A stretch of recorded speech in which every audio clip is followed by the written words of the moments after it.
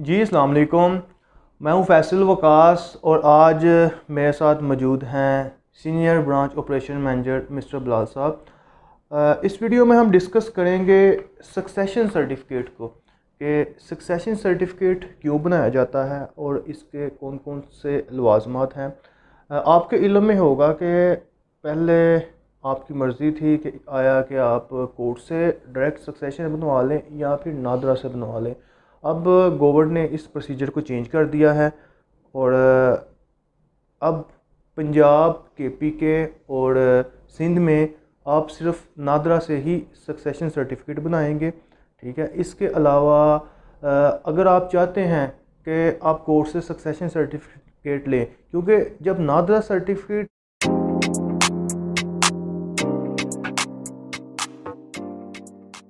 बनाएगा तो वो किसी एक बंदे के नाम सारा हिस्से नहीं करेगा। जैसे कि कोर्ट के पास राइट होता है कि अगर दूसरे बयान हल्फी दे दें कि जी इस बंदे हमारा बड़ा भाई है या बहन है या वालदा है, इसको सारा हिस्सा दे दे। कोर्ट के पास इख्तियार है कि वो उसके नाम की डिग्री जारी कर देती है, लेकिन नादरा के पास इख्तियार नहीं है। वो हर किसी को सेपरेट सेपरेट हिस्सा उसका जो शेयर है वो देगी।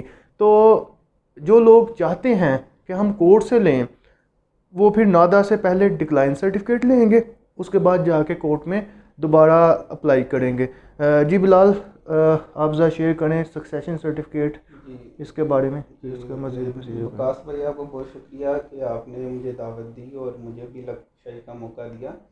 देखिए, इसमें ये है कि पहले अगर कोई बंदा बहुत हो जाता था तो उसके अकाउंट में पैसे होते थे, तो उसमें दो ऑप्शन होती थी। या तो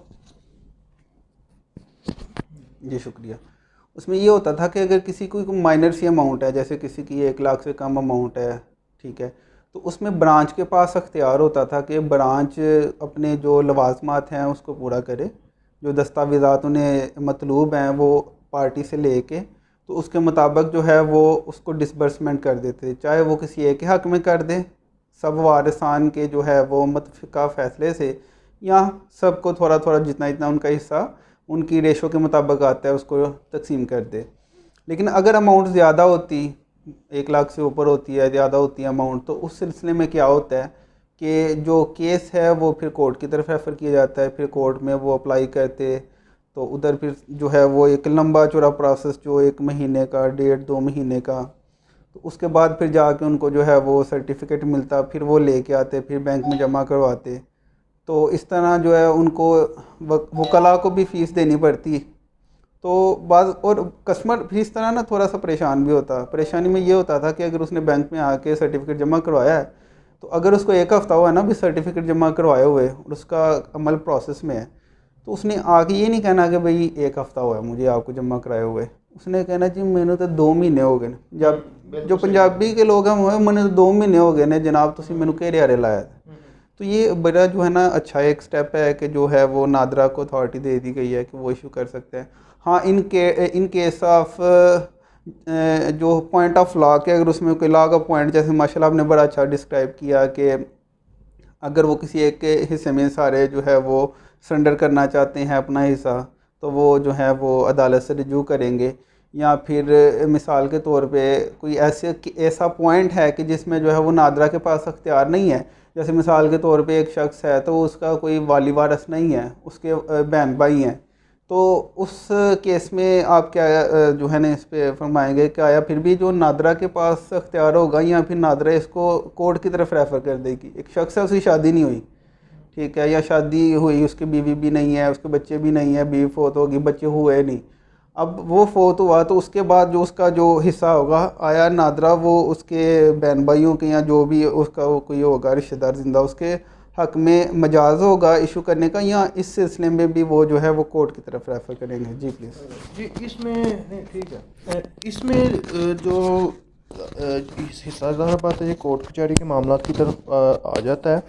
अब इसमें भी दो तीन राय है कि अगर जो वारसन है, मीन्स के जो नादरा उसकी FRC यानी कि फैमिली रजिस्ट्रेशन सर्टिफिकेट से देखता है कि कौन कौन उसके वारसन हैं, वो सारे आ जाते हैं और वो मुत्फिक हो जाते हैं कि जी नादरा के फ़ैसले से कि जिस जिस तरीके से वो उसको डिवाइड करेगा और उनको तस्लीम है, तो फिर वो साथ एक बयान हल्फी पे ऊपर लिख देंगे, तो फिर नादरा काट देगा।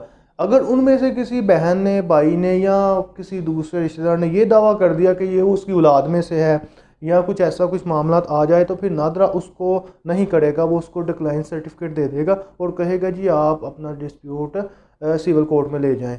ठीक है, फिर उसका जो फैसला है वो सिविल कोर्ट करेगा। ठीक है, तो ये इनिशियली तौर पे सक्सेशन सर्टिफिकेट जो कि अब दूसरी बात बता दें, सक्सेशन सर्टिफिकेट इमूवेबल प्रॉपर्टी के लिए नहीं बनता। अगर आपकी प्रॉपर्टी यानी कि जायदाद वगैरह ज़मीन है उसके लिए सक्सेशन नहीं बनता, सक्सेशन बनता है मूवेबल प्रॉपर्टी के लिए। आपके पास जैसे लॉकर है, उसके अलावा अकाउंट है और गाड़ी वगैरह है, इसके लिए आपको इसकी ज़रूरत है। तो इमूवेबल जैसे ज़मीन है, घर है, इसके लिए अगर आपकी ज़मीन शहर के अंदर है तो फिर आप डिग्री लेंगे, अगर आपकी देहात में आती है तो फिर पटवारी के पास इख्तियार है कि वो भी तकसीम कर सकता है।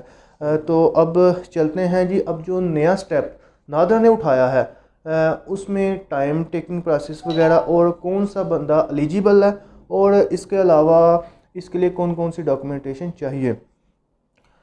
अब एक छोटी सी बात मैं आपके साथ शेयर कर दूं। मैंने एक नादरा वाले से पूछा, काफ़ी क्वेश्चन पूछे, उसमें एक क्वेश्चन ये भी पूछा कि यानी कि फैमिली रिकॉर्ड के बारे में। ठीक है, उसने कहा फैमिली रिकॉर्ड आपने अपना पहले दुरुस्त करवाना है। मोस्टली लोग जो कि 1998, क्योंकि नादरा जो अपडेट हुआ है वो 1998 में हुआ है, उससे पहले मोस्टली लोगों का ये रिकॉर्ड गलत है या फिर वो रिकॉर्ड दर्ज नहीं है, खास तौर पे जो पाकिस्तान को छोड़ के चले गए हैं।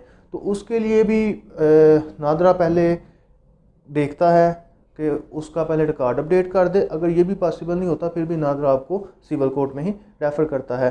तो आपका फैमिली का रिकॉर्ड अपडेट होना ज़रूरी है। अब कुछ लोगों के पेरेंट्स की डेथ हो गई होती है, वो उनका रिकॉर्ड जो है अपडेट नहीं नादरा में करवाते, तो उस सिलसिले में भी फिर आपको काफ़ी मुश्किलात का सामना करना पड़ता है। तो इसलिए कोशिश करें कि उनका रिकॉर्ड जो है वो डेथ सर्टिफिकेट लेके वो भी नादरा में कर दे। अब आपका मतलब है कि जो हमारे सुनने वाले हैं उनको चाहिए कि वो नादरा में एक दफ़ा अपना जो रिकॉर्ड है फैमिली का उसको ज़रूर चेक करवाएं, वो रिकॉर्ड मुस्तकबिल में कोई उनको मसला ना पेश। हाँ, अब आपने एक बड़े पॉइंट की बात कर दी। अब कुछ दिन पहले एक मैसेज आया जिस पे वो दो बीवियों का किस्सा भी चढ़ गया ना, कि अगर किसी की दो बुढ़ियाँ होंगी भी फड़िया जान गया। वो भी सीन है कि 8009 की फैसिलिटी नादरा ने दे दी है। आप अपना शनाख्ती कार्ड नंबर लिखें, स्पेस दें, उसके बाद अपना मोबाइल नंबर, उस नंबर से आपने मैसेज करना है जहाँ से जो आपका नादरा में जब आपने शनाख्ती कार्ड बनवाया तब रजिस्टर करवाया, ठीक है, उसको 8009 पे सेंड करें, आपको आपकी पूरी फैमिली का रिकॉर्ड शो हो जाएगा। ठीक है, तो अब ये चीज़ ना इसके डॉक्यूमेंट्स में भी लिखी हुई है। ठीक है, वो शेयर करते हैं। सबसे पहले अहलियत चेक करते हैं। अहलियत के लिए दो चीज़ों का होना ज़रूरी है। पहली चीज़ ये है कि जो बंदा फोत हुआ है उसकी प्रॉपर्टी मींस कि अगर पंजाब में है तो आप पंजाब में उसका केस नादरा में जाएंगे, अगर सिंध में है तो सिंध में जाएंगे, अगर KPK में है तो KPK में जाएंगे। ठीक है, और दूसरा ये है कि उसका कोई ना कोई एड्रेस, शनाख्ती कार्ड या कोई दस्तावेज़ ये बात ज़ाहिर करे कि वो बंदा उस सूबे का रहायशी है। ठीक है, जैसे शनाख्ती कार्ड के पीछे लिखा होता है वहाँ पंजाब, अगर पंजाब का है तो वहाँ पंजाब लिखा होना चाहिए। ठीक है, तो वो ये दो चीज़ें आपकी होंगी तो आप अहलियत हैं कि मीन्स के दोनों सेम होनी चाहिए। ठीक है, अदरवाइज़ पहले आप अपना रिकॉर्ड दुरुस्त कराएंगे कि आप रहते कहाँ हैं। अब पीछे भी दो चीज़ें गुलाल भाई होती हैं, एक चीज़ होती है मुस्तकिल पता और एक होता है मौजूदा पता। अब कुछ लोग इसके बारे में भी बड़े कन्फ्यूज़ होते हैं। मुस्तकिल पता है जैसे मैं गाँव में रहता हूँ, अब मैं कहता हूँ यार मेरा गाँव 100 किलोमीटर दूर है, अब मैं डेली कैसे आऊँ, मैं शहर में आके रेंट पे रहता हूँ, तो फिर जाहिर बात है मुझे डाक अब जाए गाँव में तो वो तो मुझे रिसीव नहीं होगी, मैं तो सिटी में, तो फिर क्या करूँगा, मैं नादरा में जाके अपना जो मौजूदा पता है उसको सिटी का करवा लूँगा। लेकिन मुस्तकिल पता मैं कहूँगा जी मेरा अभी इरादा नहीं है कि मैं पक्का सिटी आ गया हूँ, मेरा इरादा है कि मे बी मैं अपने ड्यूटी के बाद वापस चला जाऊँ। ठीक है, तो ये चीज़ है कि वहाँ भी आपका जो है ना होना चाहिए। ठीक है, तो उसके बाद जो 5-6 डॉक्यूमेंट हैं, ठीक है, ये आपने नादरा में जाके लेके जाने हैं और फिर वो आपके जो है ना वो रिक्वेस्ट प्रोसेस कर देंगे। उसमें जो पहला है वो है जो एफिडेविट, यानी कि उनके पास एक फॉर्मेट बना हुआ है। ठीक है, ये आप वेबसाइट से भी डाउनलोड कर सकते हैं। उसको आपने 50 या उससे ज़्यादा मालियत के स्टाम्प के ऊपर प्रिंट निकालना है। ठीक है, और उसके ऊपर सबने साइन करने हैं। डेथ सर्टिफिकेट जो कि यूनियन कौंसिल जारी करेगी, और नादरा से कैंसलेशन सर्टिफिकेट ऑफ CNAC, जो कि मैंने पहले कहा कि कोई बंदा फोत हो जाए तो आपने उसका डेथ सर्टिफिकेट लेना है और 50 रुपये फ़ीस है, वो आपने नादरा में एक फॉर्म फिल करके करना है, फिर नादरा उसका CNAC कैंसिल करेगी। ठीक है, अगर आपने नहीं करवाया तो आपको उसको करवाना पड़ेगा। फोर्थ है जी FRC यानी कि फैमिली रजिस्ट्रेशन सर्टिफिकेट, उसके अंदर यानी कि सबका नाम होना चाहिए। अगर कोई बंदा बीच में आकर क्लेम कर दे, उसको पता चल जाए और वो ये ज़ाहिर करे कि जी मैं भी इसी फैमिली का हिस्सा हूँ, फिर भी नादरा जो है वो उसको डिक्लाइन कर सकती है। ठीक है, तो इस FRC जो है ना वो फोर्थ रिक्वायरमेंट है। उसके बाद 5 है CNAC of all legal hairs, जिनके जितने भी लीगल वारसन है सबकी शनाख्ती कार्ड चाहिए। और नंबर 6 है जी जो प्रॉपर्टी है उसकी डिटेल, मूवेबल है या इमूवेबल जो भी है, उसके सारे ओरिजिनल डॉक्यूमेंट चाहिए। और इसमें ज़रूरी नहीं कि सारे के सारे ही आएँ। ठीक है, इसमें से एक बंदा भी मतलब कि वो फॉर्म सब के साइन करवा के, ठीक है, तो आके दे सकता है, लेकिन ऐसा होता नहीं। ये तो एक हम बात कह रहे हैं, लेकिन जो बात हकीकत है वो ये है कि जो डायरेक्टर है वो आपका शॉर्ट इंटरव्यू लेता है। जब वो शॉर्ट इंटरव्यू लेता है ना, फिर वो सबको बुलाता है। सही, ठीक है, सबको बुलाने के बाद फिर सबसे बारी बारी पूछता है, जी ये यही वारिस है, प्रॉपर्टी ये है, आपके इलम में कि जो जो रिक्वेस्ट पे लिखा होता है वो सारी इनके साथ शेयर करता है। ठीक है, उसके बाद फिर कहता है जी ठीक है, अब आपका हम जो है ना इसको प्रोसेस कर देते हैं। उनमें से एक बंदा भी इनकार कर दे कि जी मैंने ये नहीं लेना, आपने अगर 6 के 6 डॉक्यूमेंट पूरे भी कर लिए हैं, फिर भी नादरा सक्सेशन सर्टिफिकेट इशू नहीं करेगा। ठीक है, डिक्लाइन कर देगा। और इसका टाइम पीरियड के हवाले से, जैसे कि बिलाल साहब ने एक बड़ी खूबसूरत बात की कि कोर्ट कचहरी में जाएंगे आपके 3 से 4 माह कहीं नहीं गए। ठीक है, ज़लालत लैदा है, फ़ीस वगैरह भी वो लैदा है। ठीक है, यहाँ ये है कि जी अगर आपका 1 लाख से कम बैलेंस है, बैंक बैलेंस है, या प्रॉपर्टी की वैल्यू 1 लाख से कम है तो 10,000 फ़ीस है, 1 लाख से ज़्यादा तो 20,000 फ़ीस है। ठीक है, और सैंकिड अगर आपके ये सारे लवाजमत 6 जो मैंने आपको बताए हैं या स्क्रीन पे भी आपके साथ मैंने शेयर कर दिए, ये पूरे हैं, तो फिर आपका जो है वो 15 दिन के अंदर अंदर सर्टिफिकेट मिल जाएगा। ठीक है, और जैसे कि अगर आप कोर्ट में से लेते हैं तो फिर हमें उसकी सर्टिफाइड कॉपी भी चाहिए होती है, फिर जो वकील है उसकी लीगल ओपिनियन भी चाहिए होती है। ठीक है, वो सारे लवाजमत आपने पूरा करना है, उसकी मेरी ये अलग वीडियो मौजूद है, आप देख सकते हैं।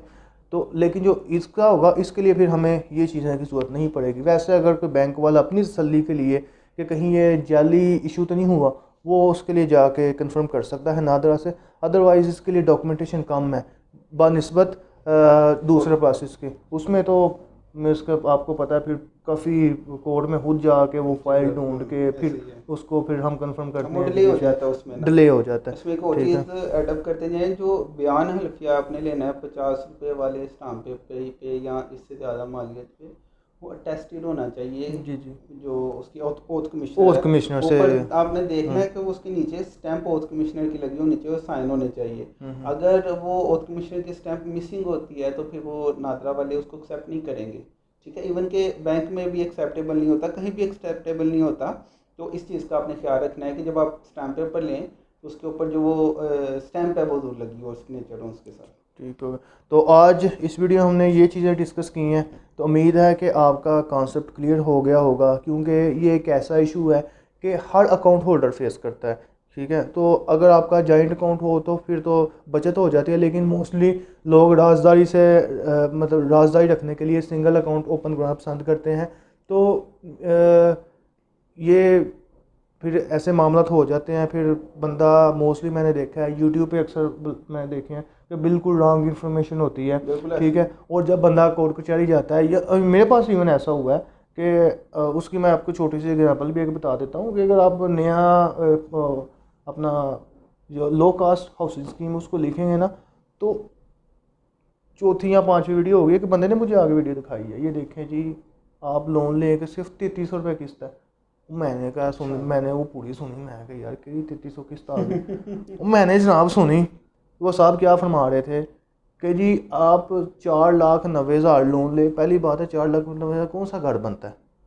ठीक है, आपने घर फिर बैंक के नाम भी करवाना है, लाख रुपये तो डॉक्यूमेंटेशन पे आपका तकरीबन खर्चा आ जाता है। ठीक है, अगर आप जल्दी करवाना चाहें, आराम से करवाएं तो फिर कम आता है। ठीक है जी, अब क्या है इशू जी, वो उसके बाद उसने क्या किया, 10 साल के उसने कहा जी 6600 बनता है, अगले 10 साल का जी आधा कर लें, जबकि पहले 10 साल में ही तो उसमें मार्कअप में सब्सिडरी है कि पहले 10 साल का आपका मार्कअप, पहले 5 साल का 3% है, अगले 5 साल का आपका 5% है, और अगले जो 10 साल का वो मार्केट रेट है, मार्केट 14.5% चल रहा है। ठीक है, तो अगर आप कोई बंदा चाहता है तो वो इंस्टॉलमेंट ज़्यादा बढ़ाने को उसने आधी कर दी।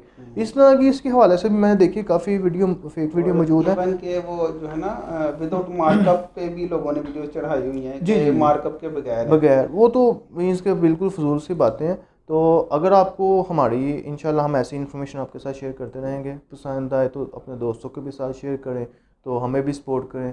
ठीक है, तो इंशाल्लाह नई वीडियो के साथ दोबारा नवाज़िश हमारी होगी। वीडियो लाइक करें और एक वो उधर बेल का निशान होगा उस पर ज़रूर क्लिक करें। क्लिक करने से वो बजेगी नहीं, लेकिन जो है वो आपको आने वाली हमारी जो वीडियो है वो बर वक्त मिल जाएगी। बहुत बहुत शुक्रिया, शुक्रिया। थैंक यू जी, अल्लाह हाफिज़।